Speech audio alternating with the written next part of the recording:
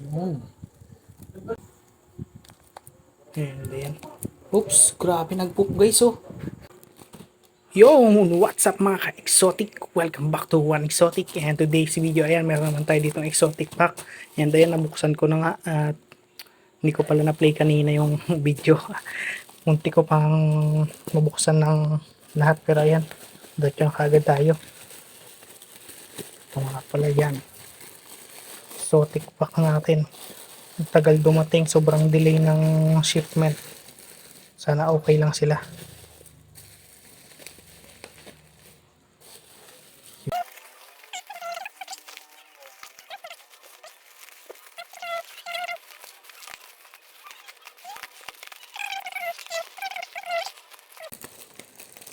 Kitang kita na kagad ayun oh.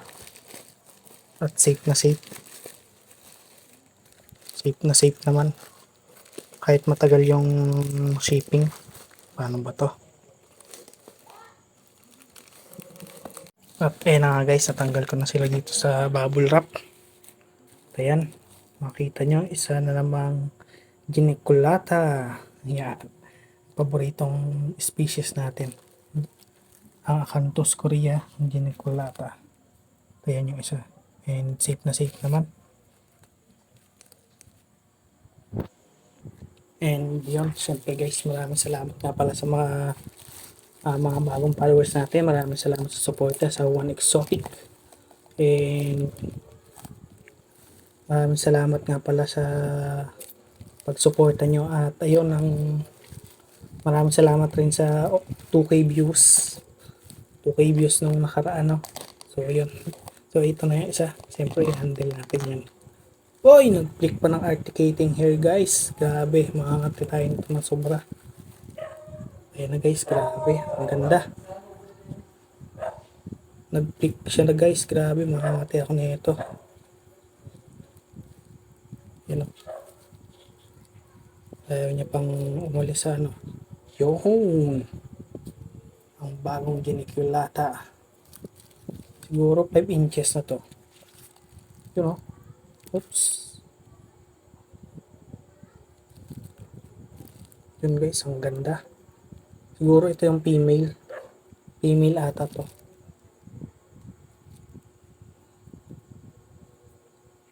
Yun o.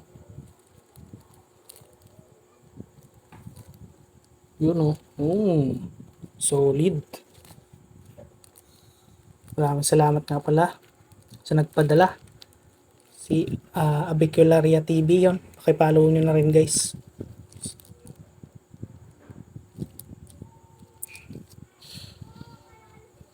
Yan. Ganda ha. And then, oops, grabe nag-poop guys oh. First time ko maka-encounter ng ganito guys. Nag-poop yung tarantula. Yan oh. Nasa kamay ko pa nag-poop. Grabe. First time to ah. Yan, lagay na muna natin siya dito. Balik na natin. Kasi mag-set up tayo ng enclosure. At ayan na nga. Ang sinasabi ko, nangangati na ako. Ay, nako.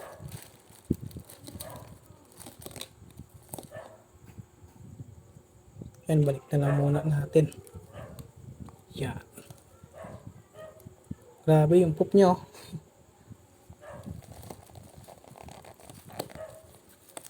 Yan, kabilang muna natin dito. And check din muna natin itong isa bago natin ayusin yung mga enclosure nila. Ay, grabe nangati na ako.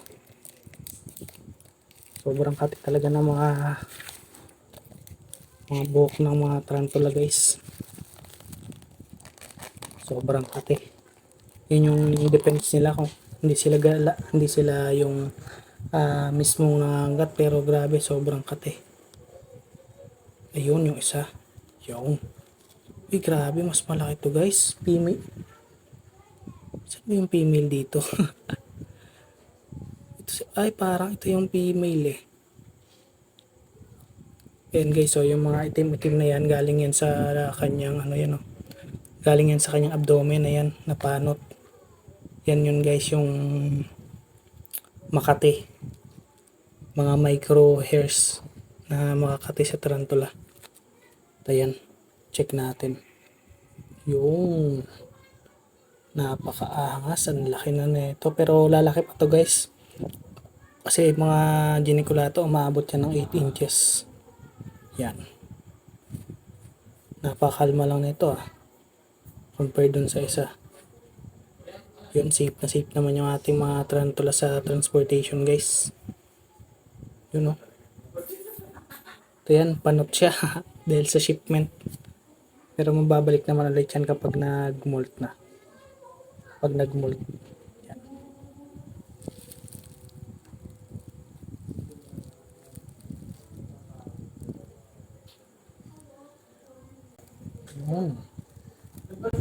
Mas talaga. Ang ganda pa na itong mga geniculata. Yan. Balik na natin para makapag-prepare tayo ng kanilang lagayan. So, ayan na guys. Ito na pala yung pag-set, lalagyan ng ating tarantula. Yan, napakalaking storage box. Yan, at saka umaga na pala guys nung binalikan ko yung mga yung mga tarantula kasi may ginawa ako kagabi kaya hindi ko kagad sila nalagay dito sa mga kanilang enclosure. Pero ngayon ilalagay natin. Kaya ayan, nalagyan natin ito ng substrate. Ito nga pala guys yung lalagyan natin substrate, no? Coco peat and moss. Yan.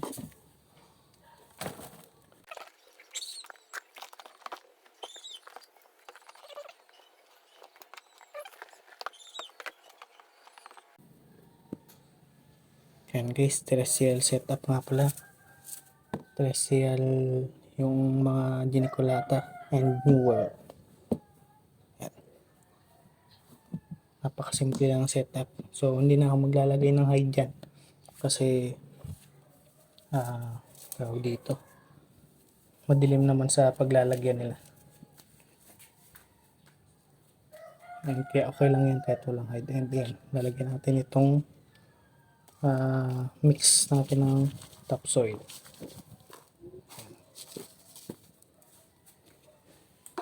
Tapos haluin lang natin guys. Halo lang. Mekos ni insan.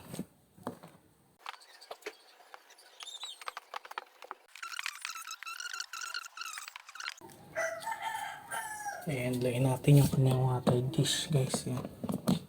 Lagyan natin dito. Itong mga nga pala. Itong mga geniculata is mataas na humidity ang kailangan nila. So yung maliit na ginik nga lagi na sa basang area dito. Kunyari dito yung wet. Dito lumalagi isang geniculata yung geniculata natin na medyo maliit. Yan. Mahilig sila sa gusto nila sa humidity. And ito nga pala guys yung isa. Tagal ko na ito na setup And lalagyan natin ng water dish. Yan. And guys, lalagyan natin yung ating geniculata. And ayan, nag-jacket nga pala ako guys kasi sobrang nangati ako kagabi. Grabe. Tagal bago nawala. Ayan, nag-flick na naman ata.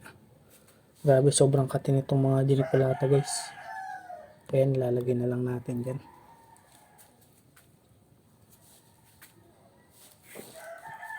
And yan, kalimutan ko yung tongs ko. Kaya ito na lang gagamitin natin.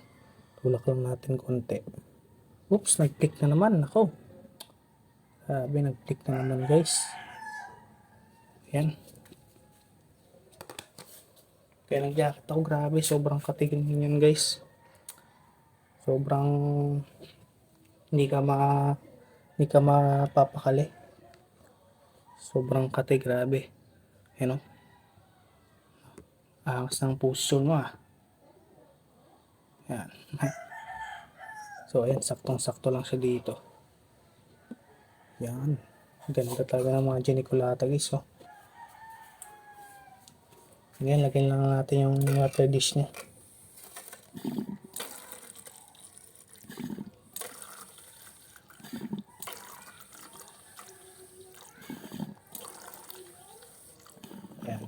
nakaw lang tayo. And good sign. And ano yan, dry na dito, wet dito and dry na dito sa part yan. Ayan. Nakita naman. Para may option yung ating tarantula. And then, tapan na natin to guys. Doon naman tayo sa isa. So ayan guys, sobrang laki ng enclosure yan sa kanya. Pero okay lang naman yan. Kasi lalaki pa naman tong ating giniculata. Ayan, nagpiplik na naman. Grabe talaga tong mga giniculata. Oops, ayan o. Nagkikik na naman ng mga urticating hairs. Napakakati talaga nito. Oops, ayan. Kuskus siya ng applic siya ng flick ng urticating hairs eh. Yan, panot na nga siya. Flick pa ng flick eh. Yung panot na panot oh. Tapos flick ka pa ng flick. Panot na yan likod mo. Ayan. Diyan ka na. Sige na, bitaw na. Oops, grabe. Nagpiplik talaga itong grabe talaga mag-flick tong mga giniculata na to.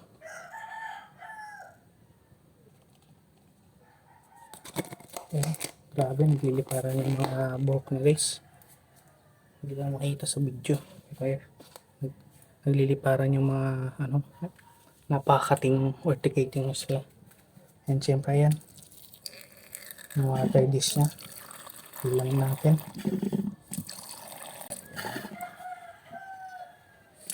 And basahin natin yung ditong part.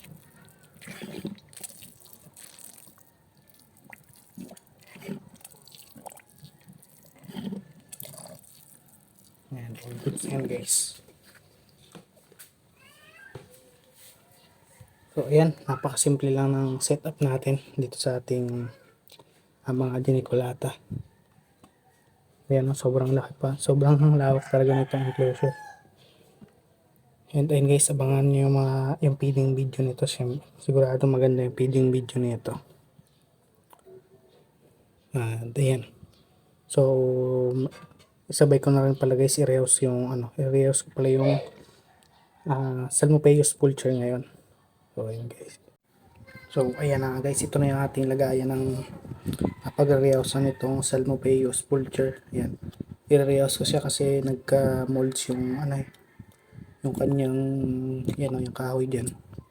And ayan, dito na muna natin siya lilipat. Yan, medyo hindi pa ganun kagandahan tong garapo na to, pero ayos na rin yan. Yan, pang matagalan yan na itong magagamit. Sobrang laki na ito. Yan, siyempre ganung setup ulit, mayroong maakyatan. So natin to, napaka-bulky pa naman itong mga Salmopeus Pulcher.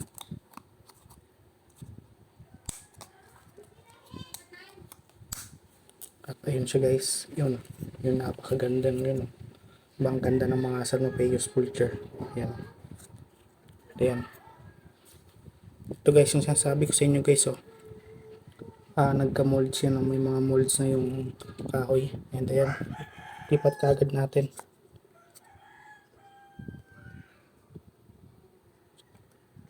Ito lang gamit ko, malambot na malambot lang na stick.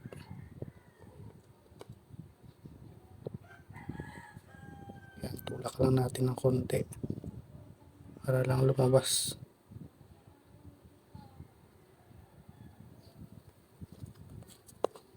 Yan, ayaw pa lumabas.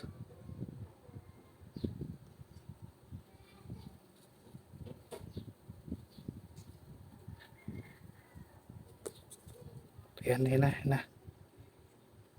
Yung diretso kagad siya dun.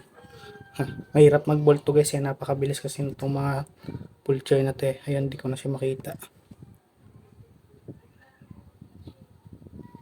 Yun, pumunta siya dun sa baba.